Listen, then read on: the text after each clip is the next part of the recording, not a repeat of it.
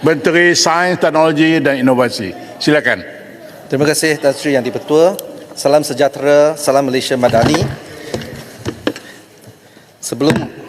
Sebelum saya meneruskan sesi ini, izinkan saya untuk mengucapkan terima kasih kepada 14 orang ahli yang berhormat yang telah mengambil bahagian dalam usul perbahasan Pelanjawan 2025 serta telah membangkitkan isu-isu di bawah bidang kuasa Kementerian Sains, Teknologi dan Inovasi MOSTI, iaitu Yang Berhormat Larut, Yang Berhormat Kubang Kerian, Yang Berhormat Gombak, Yang Berhormat Ipoh Timur, Yang Berhormat Indra Mahkota, Yang Berhormat Jelebu, Yang Berhormat Bangi, Yang Berhormat Kemaman, Yang Berhormat Kuala Terengganu, Yang Berhormat Goping, Yang Berhormat Sungai Petani, Yang Berhormat Batu Pahat, Yang Berhormat Sik dan Yang Berhormat Kubang Pasu. Tan Sri Yang di-Pertua, bajet Malaysia Madani untuk MOSTI pagi tahun 2025 memperlihatkan peningkatan berbanding tahun-tahun sebelum ini, di mana bajet mengurus sebanyak 738 juta ringgit, meningkat 4.7%, manakala bajet pembangunan meningkat kepada 536.62 juta ringgit. Peningkatan bajet pembangunan tahun 2025 turut melibatkan peningkatan dalam semua komponen utama berbanding tahun lepas, iaitu pertama, pembangunan perkhidmatan STI daripada 140 juta kepada 141 juta, dan kedua, penyelidikan STI daripada 102 juta kepada 172 juta. Bagi memastikan R&D negara mampu menghasilkan teknologi berdaya saing, kerajaan telah mengambil keputusan untuk meningkatkan bajet R&D bagi tahun 2025 dari 510 juta pada tahun 2024 kepada 595 juta bagi tahun depan di bawah MOSTI dan juga Kementerian Pengajian Tinggi KPT. Dalam hal ini, MOSTI akan terus memberi fokus peningkatan sumbangan penyelidikan pembangunan eksperimental daripada 45.5% pada tahun 2020 kepada 50% pada tahun 2025 dengan meningkatkan pengkomersialan hasil R&D negara. Ini bagi meneruskan agenda negara supaya menjadi antara pencipta teknologi terunggu di dunia. Tan Sri Yang di-Pertua, saya ingin sentuh tentang pertanyaan dan saranan daripada Yang Berhormat Indra Mahkota dan juga Yang Berhormat Sik berkaitan peruntukan dana R&D dan pengkomersialan. Saya menghargai keprihatinan Yang Berhormat Sik supaya peruntukan untuk penyelidikan dan pembangunan negara ditingkatkan untuk mempercepatkan peralihan ke arah negara berteknologi tinggi. Memang benar, bajet pengkomersialan STI MOSTI telah menurun bagi tahun 2025 kepada 222 juta ringgit berbanding dengan 292 juta ringgit pada tahun ini.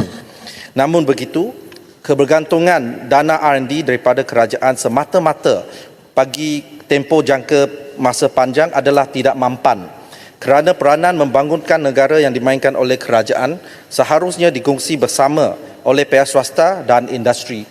Salah satu langkah MOSTI mulai RMK12 adalah mengubah corak projek R&D di MOSTI menjurus ke arah experimental development yang bermaklumatkan penjanaan ekonomi, iaitu satu ketanggungjawatan untuk menghasilkan produk atau perkhidmatan teknologi dengan nilai komersial yang tinggi.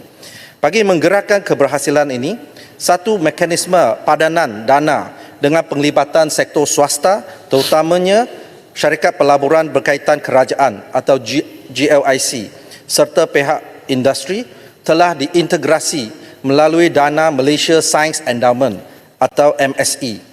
MSE adalah dana alternatif kebangsaan yang khusus bagi tujuan membiayai aktiviti-aktiviti R&D and CNI, iaitu Research and Development and Commercialization and Innovation secara mampan.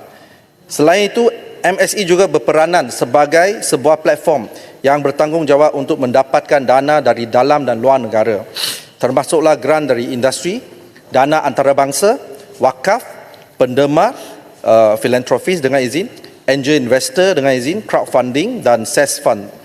MSE telah mula memberi impak terhadap pembiayaan R&D dan CNI yang mampan untuk jangka masa yang panjang melalui sumber alternatif sekaligus mengurangkan kebergantungan kepada dana kerajaan di samping merancangkan penglibatan sektor swasta. Langkah ini bukan sahaja mengaktifkan penglibatan pihak swasta dalam R&D dan CNI, malah akan meningkatkan perbelanjaan dalam negara kasar untuk R&D, GERD, dan sumbangan sektor perniagaan dalam perbelanjaan R&D negara, BERT, ke sasaran yang ditetapkan menjelang tahun 2030. MSE kini sedang memadankan dana dengan rakan-rakan strategik yang terdiri daripada pihak swasta, industri, organisasi antarabangsa dan kerajaan-kerajaan negara lain dalam nisbah 50-50 untuk melaksanakan projek-projek R&D and CNI di Malaysia dengan mengguna pakai pulangan yang dijana dari tabung MSE. Rizab MSE yang sedia ada berjumlah 250 juta ringgit. Setakat ini terdapat 6 syarikat yang berada dalam industri melibatkan sektor E&E, hidrogen hijau, oil and gas, perkhidmatan rel dan aero angkasa telah menyatakan hasrat untuk bekerjasama dengan MSE. Manakala kolaborasi bilateral dan multilateral melibatkan 30 buah negara lain. Bagi menjayakan inisiatif ini, Kerajaan Madani bagi tahun 2025 telah memperuntukkan dana tambahan sebanyak 170 juta ringgit untuk MSE dan sentiasa mengalu-alukan kolaborasi dengan semua pihak-pihak berkepentingan, terutamanya syarikat-syarikat multinasional yang menjalankan kajian ataupun projek yang strategik dan berimpak tinggi bagi menarik minat pelabur dan pemain industri untuk melabur dalam aktiviti-aktiviti R&D. Seterusnya, saya juga ingin merujuk kepada isu pengagihan dana R&D dan pengkomersialan seperti yang dibangkitkan oleh Yang Berhormat Indra Mahkota. Untuk makluman Yang Berhormat, bagi tahun hadapan daripada peruntukan sebanyak 595 juta ringgit, KPT diperuntukkan sebanyak 400 juta ringgit, manakala MOSTI diperuntukkan sebanyak 195 juta ringgit, iaitu lebih kurang 32.5%. Mengenai pertanyaan mengenai permohonan dana, MOSTI menawarkan skim pembiayaan dana berdasarkan kriteria tahap kesediaan teknologi ataupun Technology Readiness Level, TRL. TRL 2 hingga TRL 9. TRL ini merangkumi proses mengenal pasti tahap kesediaan teknologi R&D yang bermula dari formulasi Proof of Concept dengan izin, POC, sehingga pembuktian produk yang tersedia untuk dikomersialkan. Permohonan dana mesti juga membenarkan pembiayaan untuk permohonan paten dan sebagainya, namun masih tertakluk kepada Undang-Undang MyIPO. Permohonan dana boleh dilakukan di laman web MOSTI, iaitu dana R&D. Di bawah bahagian dana MOSTI, kita ada 5 dana, iaitu Applied Innovation Fund, Bridging Fund, Technology Development Fund 1, TED1, Technology Development Fund 2, TED2 dan juga SRF, Strategic Research Fund. Untuk startup pula boleh membuat permohonan di bawah My Startup Single Window, di mana dana-dana dari syarikat-syarikat, dana-dana untuk syarikat-syarikat pemula bolehlah dipohon di bawah website My Startup. Permohonan akan melalui pelbagai peringkat tapisan dan jawatan kuasa penilaian terdiri daripada wakil-wakil industri, syarikat swasta, para pakar penyelidik veteran ataupun akademia. Antara cabaran yang wujud dalam pengkomersialan produk R&D adalah penyesuaian suatu teknologi dengan permintaan industri. Jika tidak, satu sumber perlu digerakkan untuk memenuhi semula permintaan pasaran di mana merugikan dalam aspek melengahkan tempoh masa pengkomersialan, peruntukan dan tenaga kerja. Oleh itu, MOSTI sedang memperkemas gerak kerja pengkomersialan dengan memperkasa beberapa inisiatif dalaman seperti yang pertama, program penggunaan barangan dan perkhidmatan hasil R&D tempatan, MySTI, iaitu satu inisiatif perolehan kerajaan dengan kerjasama Kementerian Kewangan bagi meningkatkan teknologi sovereignty dan teknologi rollout dalam negara. Program ini mensasarkan 500 barangan dan perkhidmatan hasil R&D tempatan ditandakan dengan logo MySTI dan 50 daripadanya berjaya memasuki perolehan kerajaan. Ini adalah target. Ini antara usaha kerajaan untuk memperkasakan lagi pengkomersialan hasil R&D tempatan. MySTI menyediakan platform yang merangkumi penandaan logo serta inventory barangan dan perkhidmatan hasil R&D tempatan yang boleh diakses di portal mysti.gov.my, barangan dan perkhidmatan dengan logo MySTI akan diberi keutamaan dalam perolehan kerajaan. Program ini sedang dilaksanakan secara rintis selama 2 tahun mulai tahun 2023 Jun 26 melibatkan 12 kementerian. Setakat 30 hari bulan Oktober tahun ini, sebanyak 445 permohonan penandaan logo MySTI telah diterima dan 280 daripadanya telah diluluskan.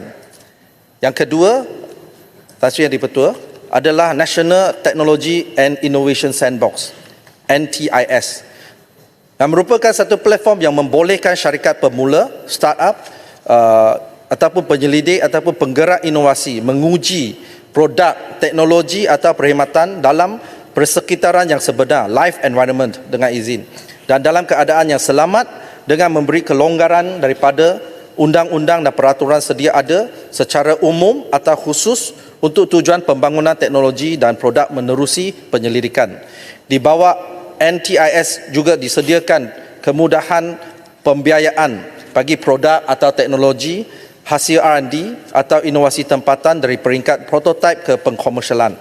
Sasaran program pembiayaan ini adalah untuk memberi akses kewangan kepada syarikat-syarikat PKS ataupun startup untuk membangunkan dan menjalankan proses pengujian atau pengesahan produk teknologi mereka dalam persekitaran yang terkawal, iaitu sandbox.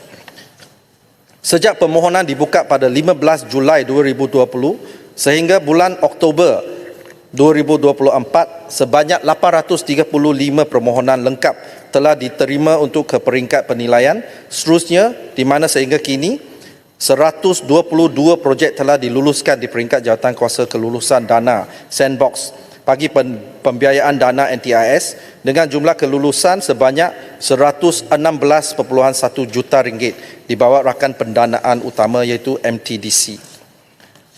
Seterusnya, yang ketiga, sikit je. Ya, silakan. Terima kasih Yang Berhormat. Saya rasa itu inisiatif yang baik untuk membantu proses commercialization. Kalau boleh saya nak tanya sikit tempoh masa, sebab dulu antara rungutannya ambil masa untuk kelulusan. Tempoh masa tu bagaimana? Sudah dipendekkan sikit sebagainya? Terima kasih Indra Mahkota kerana membangkitkan isu ini.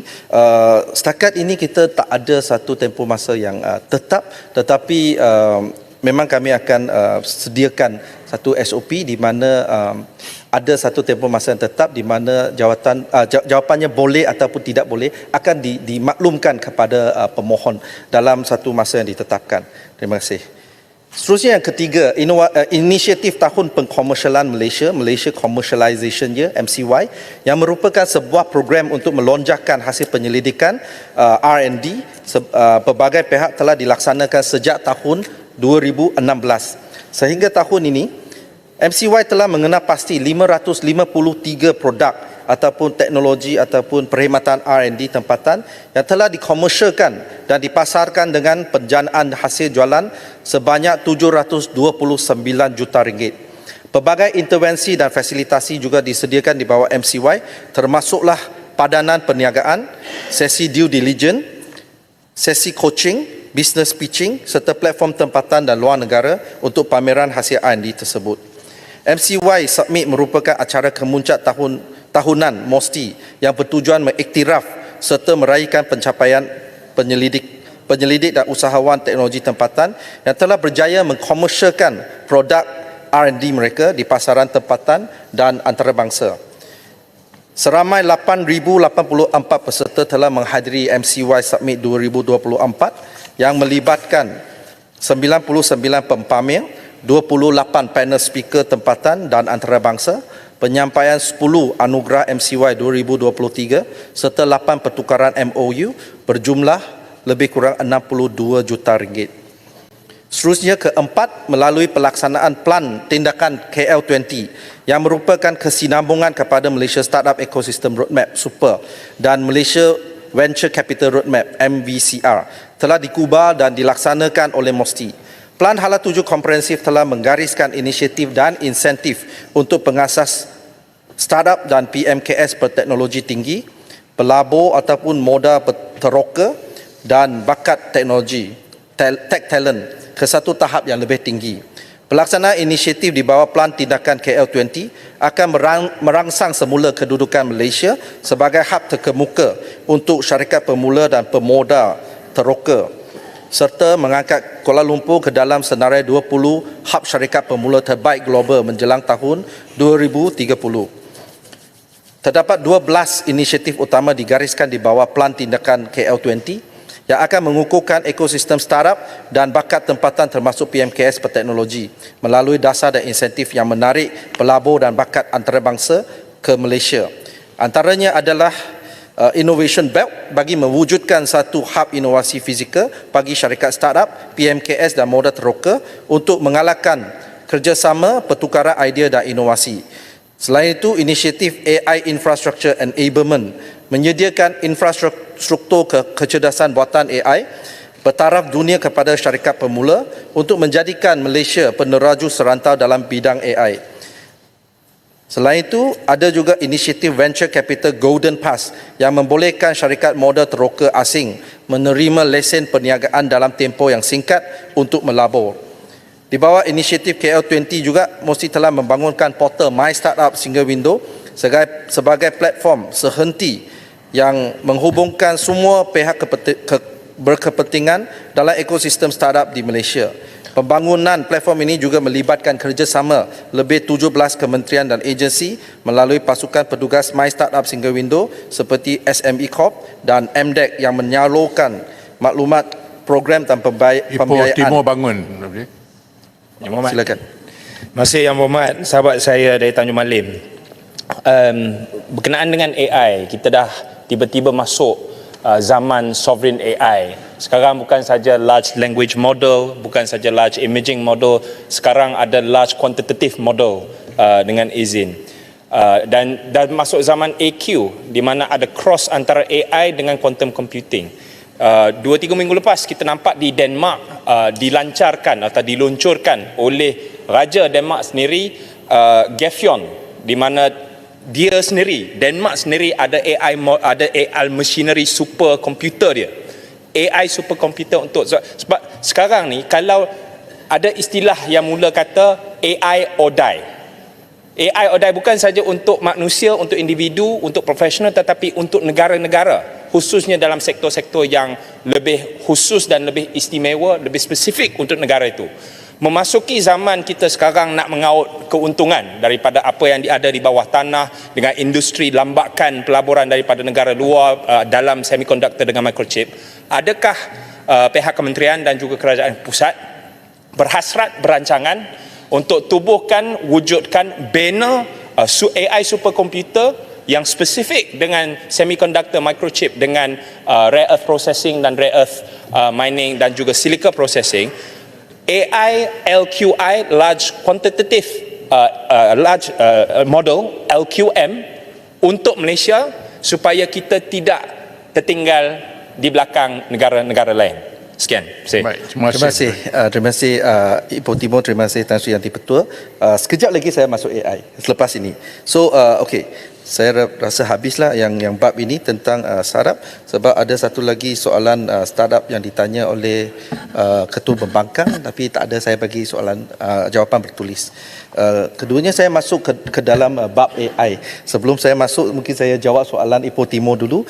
Sebenarnya walaupun dia tidak dibawa mesti secara keseluruhannya, tetapi mesti bersama-sama dengan beberapa kementerian seperti Kementerian Digital, Kementerian Pengajian Tinggi, kami ada kerjasama untuk membangunkan kapasiti AI kita. Seperti yang kita maklum, AI adalah satu enabler yang sangat penting. Cuma kita belum dapat membangunkan develop kita punya capacity secara keseluruhan. Maka untuk tahun depan dalam bajet ini juga Perdana Menteri ataupun dan merangkap Kementerian Menteri Kewangan yang amat berhormat Tambun telah pun memberikan ekstra 50 juta ringgit untuk beberapa buah universiti, dan semua universiti itu ada tanggungjawab tersendiri di bawah bidang AI, tetapi mereka ada tanggungjawab tersendiri. Saya bagi contoh seperti USM diberikan tanggungjawab untuk membangunkan kapasiti AI dalam semiconductor dan E&E. Dan UPM diberikan tanggungjawab untuk menggunakan quantum computing dengan AI untuk membangunkan teknologi cyber security dan lain-lain. Ini adalah beberapa inisiatif yang akan dijalankan oleh, walaupun tidak dibawa MOSTI, tetapi kita mengambil pendekatan whole of government approach, dan itu sebabnya memang adalah jawapannya. Terima kasih Ibu Timo. Dan Muhammad, tambah sikit je. Maksud saya mengalu-alukan dan menyambut sangat-sangat baik apa yang sedang dilakukan, apa yang disebut oleh Yang Berhormat Menteri tadi. Tapi soalan saya sebenarnya lebih spesifik kepada infrastruktur, di mana kita nampak di Denmark, mereka dah buat Gefion, dia pergi jumpa Jensen Huang, beli kat Nvidia, kalau tak silap 50,000 stack of GPUs dengan izin. Dia beli banyak-banyak GPU, kumpul sekali buat satu superkomputer. So ada teknologi, ada algoritma dia, ada dia punya back end software, dan dengan hardware dia, di mana ada sovereign AI dengan sovereign AI infrastructure dengan izin. So adakah benda tu dalam perancangan atau pernah diperbincangkan, dan sekiranya tiada, Ipoh Timur nak cadangkan supaya perkara itu diperhalusi, dipertimbangkan, supaya kita ada infrastruktur AI kita sendiri macam Denmark dah ada. Sekian. Terima kasih. terima kasih saudara Ipoh Timur. Memang itu belum sempat dibincangkan, tetapi kami akan bincangkan sama ada kita perlu superkomputer atau tidak buat masa sekarang. Kami akan bincangkan dengan kementerian-kementerian yang lain. Dan untuk maklumat ahli berhormat yang Ipoh Timur, kita telah ada beberapa inisiatif. Yang pertama adalah tentang pembangunan bakat untuk melahirkan bakat profesional tempatan dalam bidang AI. Inisiatif pembangunan bakat ini juga digerakkan bersama dengan kementerian dan agensi-agensi yang lain, di mana penubuhan fakulti AI di UTM, Universiti Teknologi Malaysia, adalah satu inisiatif untuk menyediakan sumber kepakaran AI di dalam negara kita. Yang keduanya, kita juga ada memperluaskan inisiatif Bandar Pintar, Smart City. Bandar Pintar adalah salah satu daripada 5 bidang fokus strategik dalam Pelan Hala 7 kecerdasan buatan negara. Mesti terus memberi sokongan kepada pembangunan dan pembiayaan Bandar Pintar melalui pembentukan kolaborasi bersama agensi-agensi kerajaan, pihak berkuasa tempatan dan lain-lain. Yang ketiga adalah menyediakan pakej rancangan yang signifikan dalam sektor AI. Mesti sedang merangka insentif tambahan bagi menarik pelaburan langsung domestik dan asing, termasuk melalui insentif cukai, dana pembangunan dan kemudahan kolaborasi bersama pusat penyelidikan dan pemain teknologi antarabangsa. So, laporan daripada MIDA memetik jumlah pelaburan AI di Malaysia sehingga pertengahan tahun 2024 adalah sebanyak 1.1 bilion ringgit. Pada 2 hari bulan Mei tahun ini, Microsoft telah mengumumkan pelaburan sebanyak 9.4 bilion ringgit untuk tempoh 4 tahun. Laporan daripada AT Kearney menunjukkan unjuran jumlah pelaburan AI di Malaysia adalah 492 bilion ringgit sehingga tahun 2030. Yang keempat adalah untuk kita mengadakan satu RFP, Request for Proposal, dengan izin. MOSTI telah mengeluarkan beberapa kertas permintaan untuk cadangan RFP dalam bidang AI, khususnya bagi sektor pendidikan dan perkhidmatan kerajaan. Langkah ini bertujuan memperkukuh ekosistem AI tempatan serta meningkatkan pembangunan bakat profesional dalam bidang berteknologi tinggi. RFP yang pertama memfokuskan kepada pembangunan sistem sokongan keputusan berasaskan AI untuk meningkatkan kecekapan dan keberkesanan perkhidmatan awam. Melalui projek ini, syarikat-syarikat tempatan berpeluang meningkatkan daya saing mereka dengan menyumbang kepada keberhasilan perkhidmatan kerajaan yang lebih responsif dan efisien. Yang kedua, RFP yang kedua pula bertujuan untuk membangunkan program pembelajaran adaptif dalam sektor pendidikan yang menggunakan AI bagi menyokong pendekatan pengajaran yang lebih bersifat peribadi sesuai dengan keperluan setiap pelajar. Tan Sri Yang di-Pertua, Merujuk juga kepada kebimbangan Yang Berhormat Gombak dan Yang Berhormat Bangi mengenai kesan dan implikasi penggunaan AI serta media sosial tanpa garis panduan etika yang kukuh. Sememangnya, dalam era digital yang pesat ini, isu seperti surveillance capitalism, behavior surplus dan behavior modification yang dikemukakan oleh Shozana Zupoff menuntut perhatian yang serius daripada semua pihak.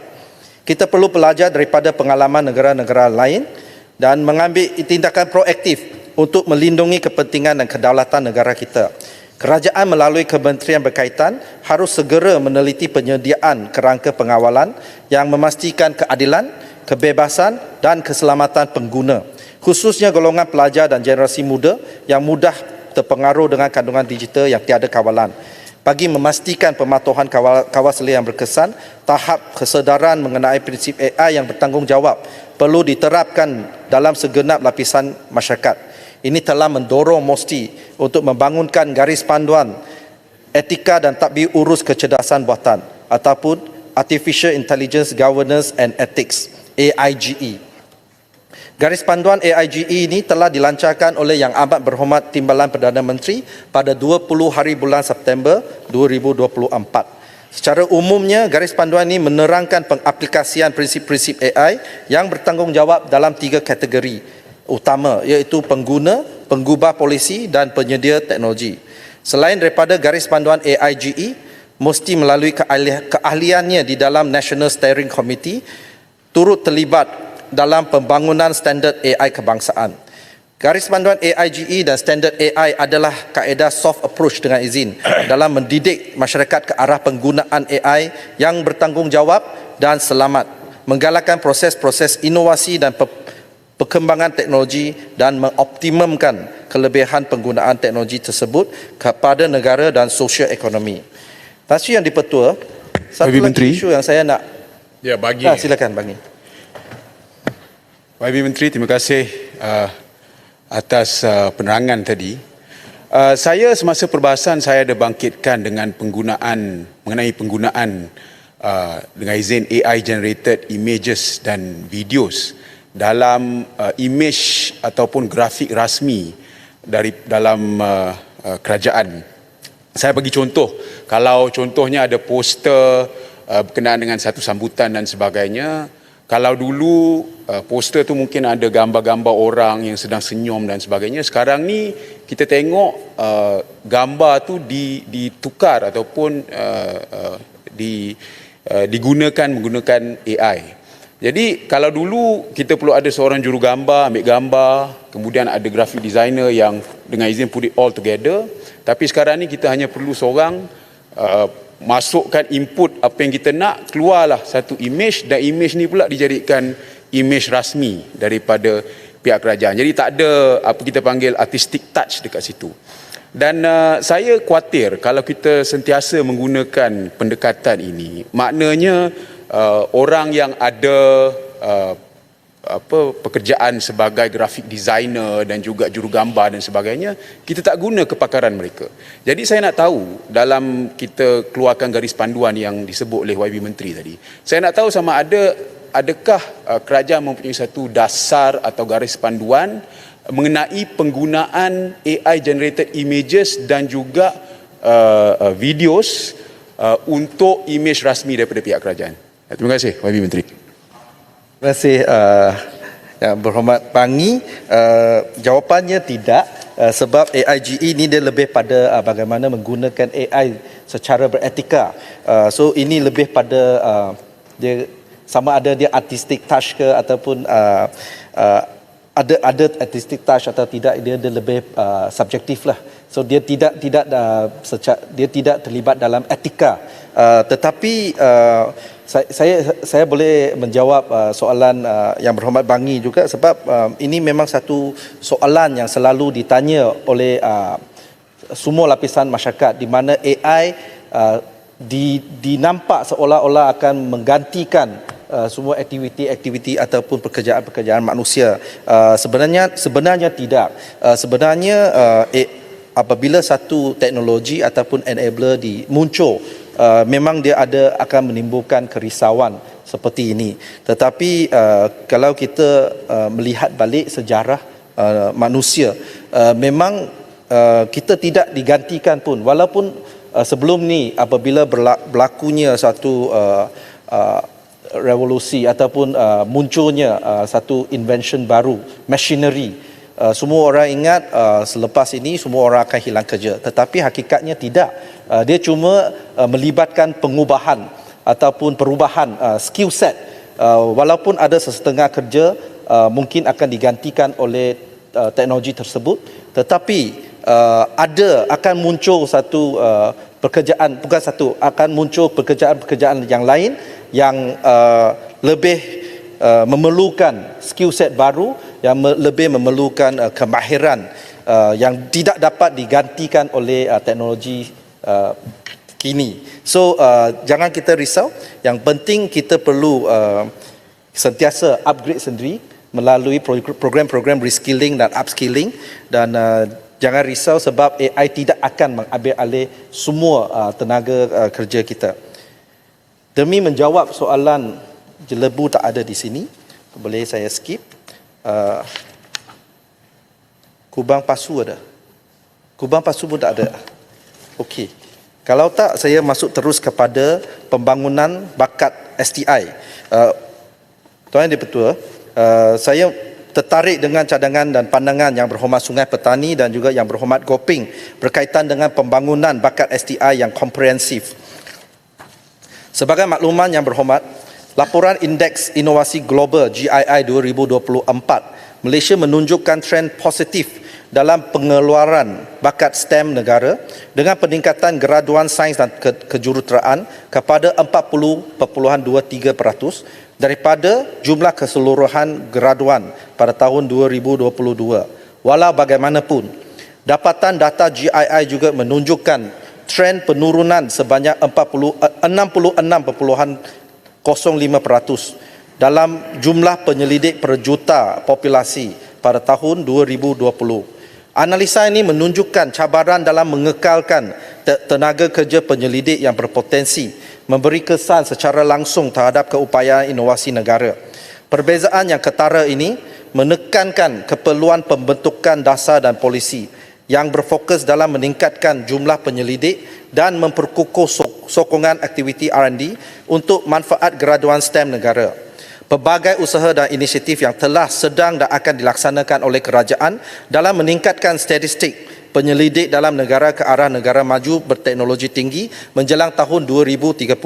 Antara inisiatif yang dilaksanakan adalah seperti berikut. Yang pertama, sasaran perbelanjaan R&D di mana perbelanjaan kasar R&D berbanding GERD kepada 3.5% menjelang tahun 2030. Belanjawan negara 2025 juga telah memperuntukkan 595 juta ringgit berbanding 510 juta ringgit pada tahun 2024 kepada MOSTI dan KPT bagi memacu aktiviti R&D.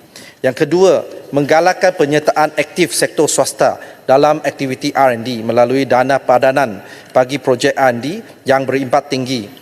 Pendanaan R&D juga diperkukuhkan melalui penubuhan Malaysia Science Endowment MSE bagi meningkatkan perbelanjaan R&D oleh sektor swasta BERT yang berperanan dalam menyumbang kepada 70% daripada nilai GERD keseluruhan menjelang tahun 2030.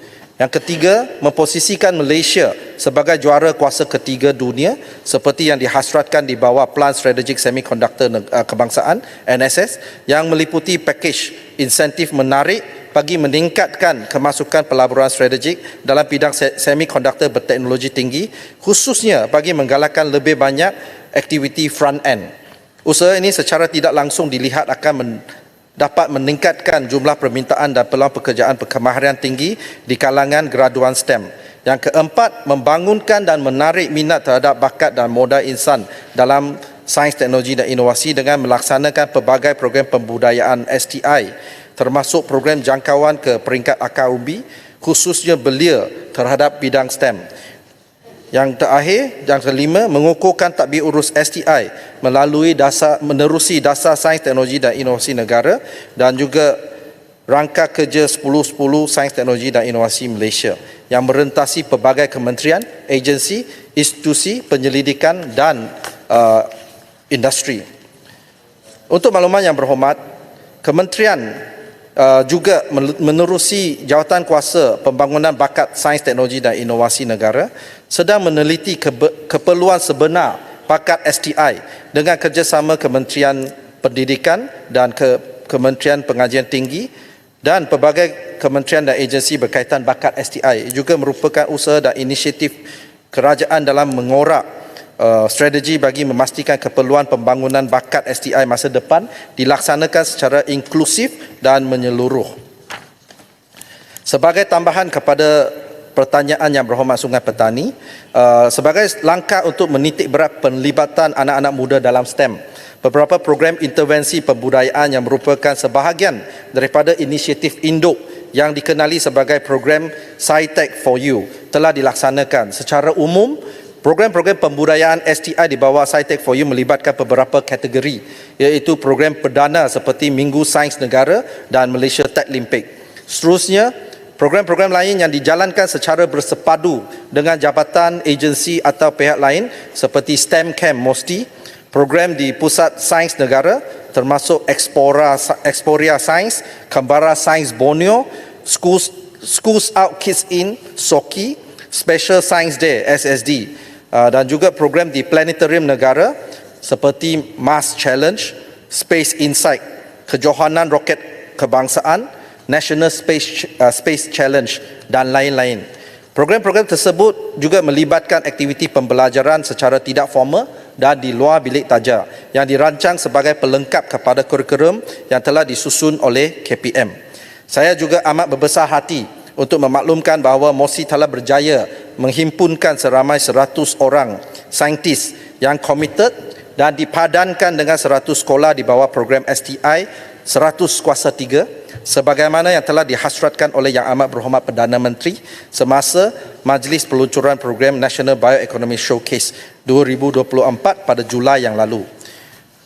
Tan Sri Yang di-Pertua, saya masuk isu yang kedua akhir iaitu unsur nadir bumi, REE. Yang berhormat Larut, Yang berhormat Kubang Kerian, Yang berhormat Ipoh Timur dan Yang berhormat Kuala Terengganu telah membangkitkan isu mengenai pembangunan isu industri nadir bumi.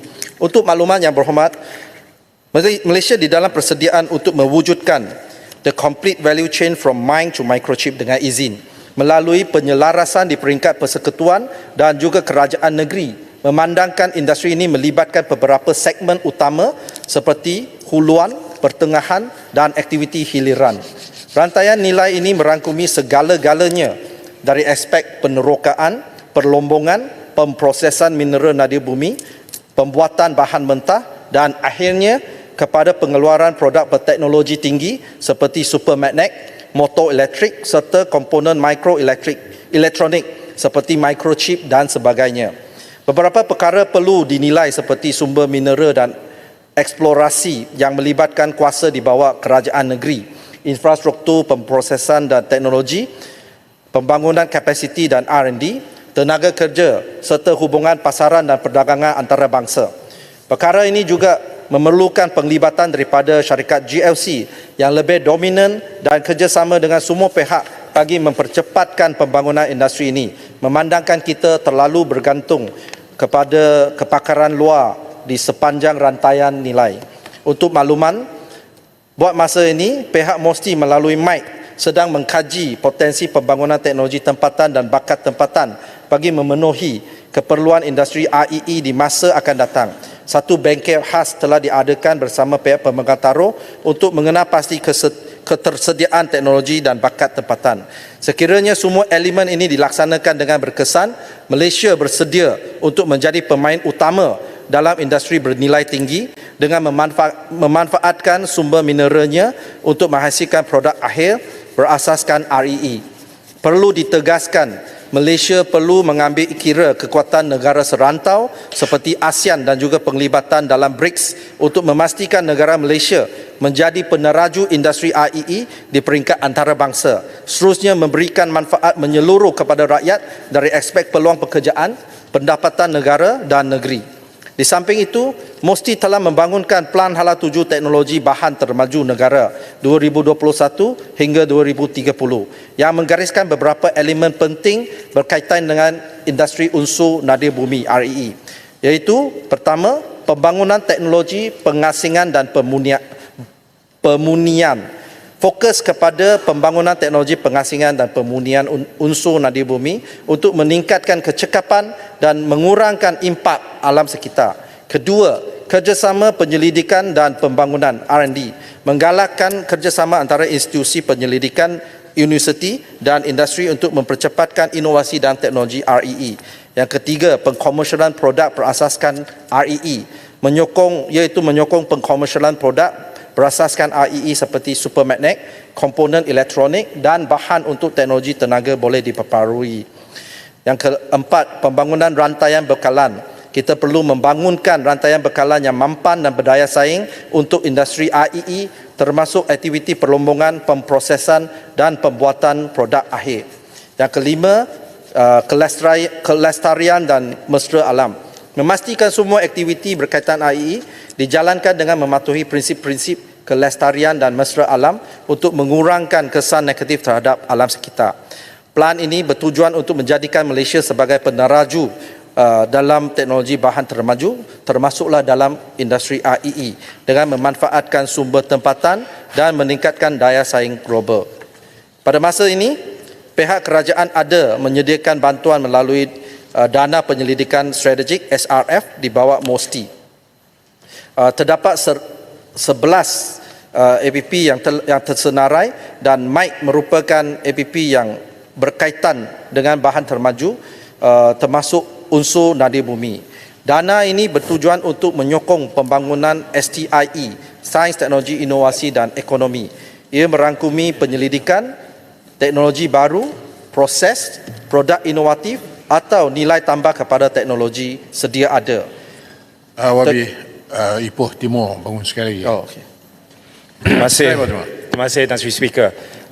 Saya sangat menyambut baik, malah gairah mendengar kerajaan punya rancangan menggunakan pendekatan mind to microchip, sebab itulah satu-satunya cara untuk kita menggembeling tenaga seluruh dunia dan capital seluruh dunia untuk menjayakan agenda negara. Meskipun begitu, saya dengar perancangan untuk memetakan industri dari hulu ke hilir, apa yang diperlukan, apa yang ada dan apa yang berpotensi. Tetapi ada satu pemetaan fizikal, geospatial physical, magnetic telluric atau magnetotelluric. Dia panggil gold standard mapping lah, dengan izin. Adakah pihak MOSTI atau kementerian-kementerian lain, malah keseluruhan kerajaan persekutuan punya hasrat, kalau tidak keseluruhan Malaysia, punya beberapa focal point atau negeri-negeri focal point yang akan dijalankan 8 ke 10 gold standard physical mapping dengan izin, yang bakal menjadi aset yang paling bernilai untuk kita menggembeling dan menarik pelaburan seluruh atau kurang-kurangnya kat hulu, iaitu the mind part of the mind to microchip. Minta pandangan Yang Berhormat. Terima kasih Yang Berhormat Ipoh Timur. Mapping itu tidak termasuk dalam bidang kuasa MOSTI, tetapi saya boleh panjangkan kepada NRES. Terima kasih. Okey. Kuala Terengganu tak ada. Okey, so saya masuk terus. Walaupun Kuala Terengganu tak ada, soalan ini ditanya juga oleh Batu Pahat. Saya masuk terus kepada isu yang terakhir, iaitu tenaga nuklear dan hidrogen. Seterusnya, yang Berhormat Tan Sri Yang di-Pertua, saya ingin menyentuh isu yang dibangkitkan oleh Yang Berhormat Kuala Terengganu dan Batu Pahat mengenai potensi teknologi tenaga nuklear. Untuk makluman ahli-ahli Yang Berhormat, kemajuan teknologi telah menjadikan tenaga nuklear lebih sesuai untuk Malaysia dengan inovasi baru seperti Small Modular Reactor (SMR) ataupun reaktor modular kecil yang membolehkan loji nuklear yang lebih kecil, mudah dan selamat. Ciri-ciri teknologi baharu seperti ini boleh digunakan di kawasan di mana sumber tenaga konvensional tidak sesuai daripada aspek aplikasi dan kos. Kemajuan teknologi tenaga nuklear kini memiliki kelebihan dari segi keselamatan, terutama melalui kemajuan dalam pengurusan sisa. Reaktor moden menghasilkan sisa radiatif yang lebih sedikit dengan memanfaatkan bahan bakar dengan lebih efisien. Dari segi kos operasi dalam jangka masa panjang, tenaga nuklear menawarkan lebih banyak kestabilan, terutamanya dari segi harga bahan api. Tidak seperti bahan api fosil yang tertakluk kepada turun naik harga, tenaga nuklear mempunyai kecekapan tenaga tinggi, iaitu memerlukan bahan bakar yang sangat sedikit seperti uranium, tetapi mampu menghasilkan jumlah tenaga yang besar sehingga jauh lebih efisien daripada bahan api fosil. Silakan. Tuan Speaker, saya nak ambil seminit lah. Sebab saya minat dengan kementerian ni. Tapi dalam perbahasan saya tak ada masalah, saya tak boleh sentuh. Saya difahamkan Kementerian Sains, Teknologi dan Inovasi juga terlibat dengan begitu aktif dalam mempertingkatkan bilangan pelajar-pelajar yang buat STEM. Terutamanya STEM Package A dan Package B, Sains Tulen. Boleh Yang Menteri terangkan apakah perkara yang dilaksanakan oleh kementerian? Saya minat dengan menteri dan juga kementerian. Memang kerja rajin. Terima kasih. Terima kasih Kubang Pasu. Tadi saya baru Berjawablah tadi kan? sudah sebut. Lepas. Nanti saya boleh bagi satu kopi kepada Kubang Pasu. Terima kasih atas keprihatinan. Menteri nak perlukan berapa minit lagi? 1 minit. Saya bagi 2 minit. Terima kasih. Landing kan? Ya, pada masa ini kerajaan sedang. Menteri. Terima kasih Tan Sri. Dalam Menteri. Oh, okey. Okey. Saya nak tanya lah ni, kita negara akan terima data center. Adakah dia akan bakal menggunakan SMR ni? Terima kasih Batu Pahat. Pada masa kini kerajaan sedang mempertimbangkan penggunaan tenaga nuklear sebagai salah satu sumber tenaga negara pada masa hadapan. Buat masa ini belum lagi, tetapi sedang mempertimbangkan untuk masa hadapan. Kerana pelaksanaan inisiatif ini adalah sebahagian daripada usaha kerajaan dalam mencapai matlamat pelepasan karbon sifar bersih menjelang tahun 2050.